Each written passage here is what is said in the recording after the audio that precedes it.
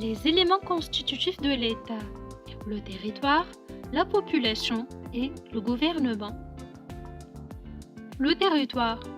Le territoire étatique est terrestre, aérien, il peut aussi être maritime. Le territoire terrestre. De nos jours, la grande majorité des territoires terrestres sont souvent des territoires étatiques, à quelques exceptions, par exemple les territoires occupés.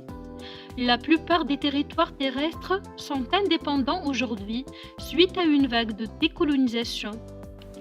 Ils représentent un facteur déterminant dans les relations internationales et étroitement lié aux intérêts des États. L'espace aérien. Les États sont dotés des espaces aériens qui sont réglementés par des conventions internationales. Ces derniers ont joué un rôle important dans la détermination du régime juridique de l'espace aérien, qui est situé au-dessus du territoire terrestre et de la mer territoriale de l'État. Le deuxième élément constitutif de l'État est la population. La population d'un État est composée de différentes catégories d'individus, les nationaux, les étrangers et les minorités.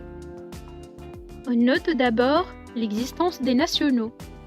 Le lien juridique qui rattache les nationaux à un État, c'est la nationalité. Chaque individu, dans un État bien déterminé, a un droit à une nationalité. Il peut avoir aussi plus d'une nationalité. On trouve aussi les étrangers. D'ailleurs, les États sont tenus d'observer quelques droits relatifs aux étrangers. Par exemple, ils bénéficient de certaines libertés et de sécurité.